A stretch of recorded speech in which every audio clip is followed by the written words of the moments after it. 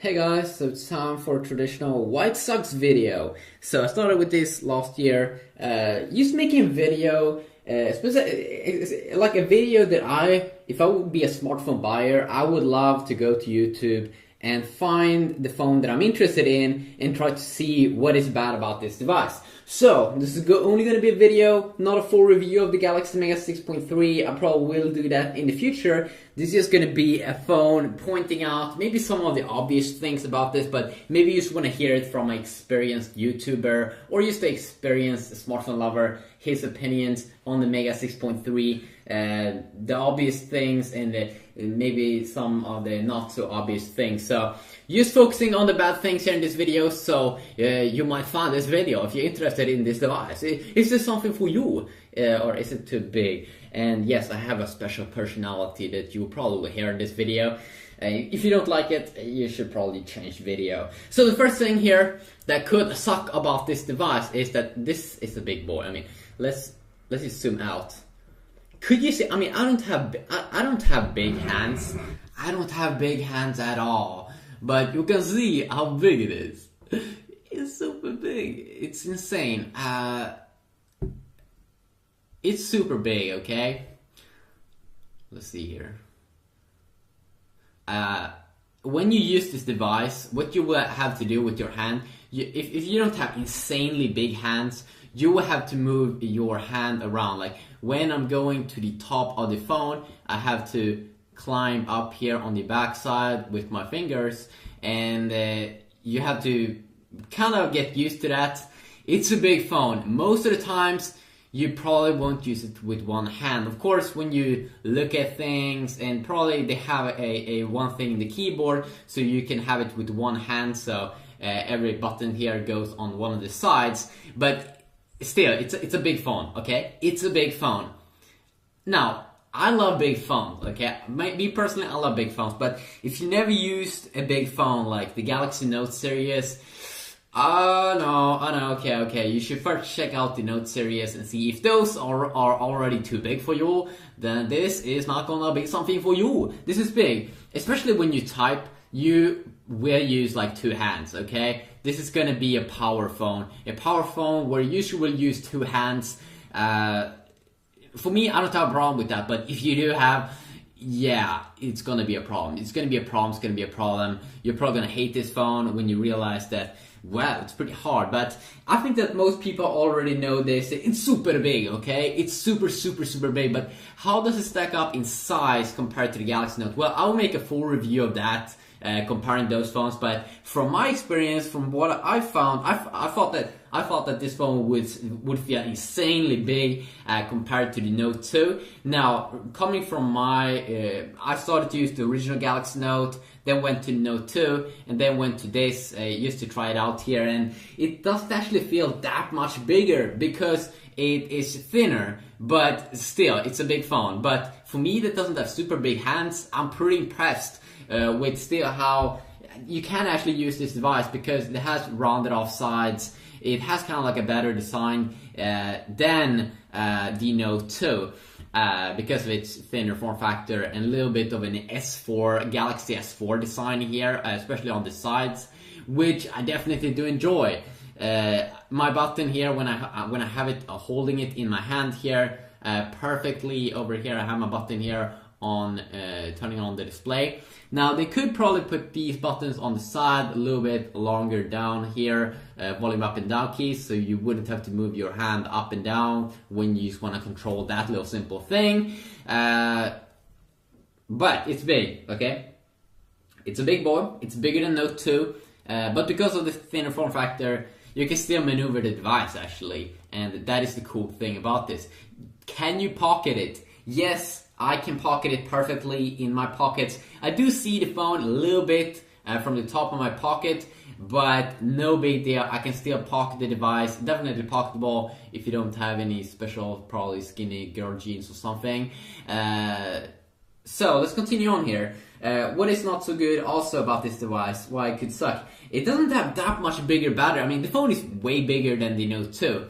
That's 5.5 inch, this one's 6.3 inch, almost 1 inch bigger. But it doesn't have that much bigger battery because it's still a thin device. So it only has 100 more milliamps, so you will get better battery life in the Galaxy Note 2. So don't buy this device if you want to have a better battery life. And then also, what I should say here, the S Pen or the Galaxy Note 2, that's a flagship device from Samsung from last year, and that one has higher specs, a little bit higher specs. This one is not meant to be a high-end device. This is like a mid-range device, I'm pretty sure, because it has a dual-core processor and stuff. So you won't get some of the good stuff. Like the Galaxy Note 2, it's a cheaper device, but you still get a better processor, better screen, a little bit better screen, and some other awesome things. Like the S Pen. The S Pen is a big deal.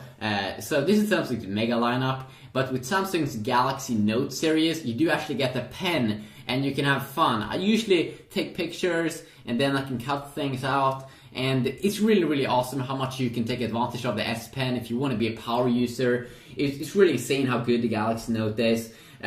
Also, one thing that kind of sucks with this device is that it only comes in 8 and 16 gigabyte variants. I have the 8 gigabyte variant here. Now, that means this one's pretty also very expensive for being the 8 gigabyte variant. But you only get around 4 gigabytes available. Now, of course, when you take pictures and stuff, you do, and want to store video stuff on it, you do, of course, can put in an SD card, like 32, 64 gigabyte, and you can put all of that on it. But in terms of apps, you can now move some apps to the SD card, but most of the times, big games like GTA, Vice City and stuff, you won't be able to move them to the SD card, so you won't be able to have that many high-end games on this device, which do kind of sucks, especially if you do have the 8 gigabyte variant. If you go though with the 16 gigabyte variant, you definitely will get a little bit more there of space to install some more extra games. But that's one of the bad things. I'm not really sure why you can't install games on the SD card. You should definitely be able to pull that off. So little memory there. Then also one thing here that I didn't actually think about when I was buying this device is that it has a TFT display, which means that it's not as good viewing angles as the AMOLED display that you get on the Galaxy Note 2, the Galaxy S3, and the Galaxy S4, and the Galaxy S2. Is it super bad? No. It's still a very, very good device, especially when you look right in front of it. But when you look at it from the side, it's definitely not as good as the AMOLED series. And of course now, because this is a 6.3 inch device with I assume 720p resolution, same as the Galaxy Note 2, but just because it's bigger, 6.3 inch, that means that the pixel PPI, of course, pixels per inch, will not be as impressive. So of course it will be a little bit lower. Will you see a difference, a massive difference? Of course not. You won't be able to do that because it's already a very, very high resolution. But you will definitely see a little bit, especially if you do some reading on the browser and stuff. Maybe you'll see some small difference. Now, another thing is also that this device costs a lot of money. Okay, it costs a lot of money. You can get the Galaxy Note 2, the LTE variant, even cheaper, and then you get the S Pen, a better quad-core processor, Samsung's own Exynos, that is playing games like GTA, Vice City better, and also that one as well, a 16 and 32 gigabyte variant, maybe even a 64 gigabyte variant, which is making it extremely attractive there. Another thing also is that this device is pretty heavy, almost 200 grams.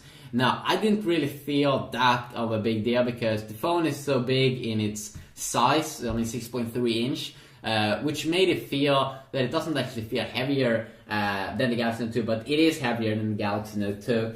Another thing also is that you don't get as much RAM. You get 1.5 or 1.3 gigabytes of RAM here, while on the Galaxy Note 2, you do get a little bit more. You do get around 2 gigabytes, I'm pretty sure. And one of the main things that's just better with the Note is that I'm a really big fan of the S Pen and Samsung's own feature with that. Like, if you really want to optimize the experience there, if you really want to go safe with the quad core and goodness, instead of this one, has a very good processor as well. If you want to go with, it's not laggy or anything. 1.7 gigahertz dual core like Qualcomm, Adreno 305 GPU. So I think that the GPU may be a little bit better than the Note 2, maybe perhaps. But the Note 2 has the Mali 400, which is Samsung's own, and has amazing support for almost every single game out there. It has amazing support. The reason why you would pick up this device and buy it and it has also nice 8 megapixel camera that I would check out a little bit more. Remember, this is not a full review, just a video mostly focusing on the bad things. But the main reason why you would buy this device, of course, is not because the screen is a little bit better, you have a little bit more extra there in specs, you have the pen. No, you already hear it in the name where you would pick up this device, and that is because it is the new mega lineup. People will be impressed when you're walking around with this device. It looks insane, has amazing design, it's super thin. I would check it out a little bit more, the browser experience and other cool things you can do with this device. I mean, it really is a cool experience, and you buy this device because you want something big. You want something that no one else has. Then this is probably the perfect choice. I will leave probably the pricing and the availability of this device in the description down below, and perhaps also my full review if I pull it off here in the near future. We'll see about that. But there's a quick video. You can also mention more things if you do know any more bad things about this device in the description down below, some things that you might not enjoy. Remember, this is a niche product, it's not meant to everyone. It doesn't have the S Pen, it's a megaphone. It's for the people that like the good stuff, and I really do like the good stuff, and I can't wait to see. But I also like high specs and stuff, so I can't wait to see what Samsung's going to do with the next Galaxy Note 3 that we'll probably see in a few months. Yeah, quick little video here, and of course you can take out the battery and SD card and stuff, but that is stuff that I probably will talk about in future videos where I'll probably do my full review and stuff, but we'll see about that. Hopefully you enjoyed this video. If you did, please leave a like, and if you want to leave some feedback, you can do so down below, and until next time, have a great day.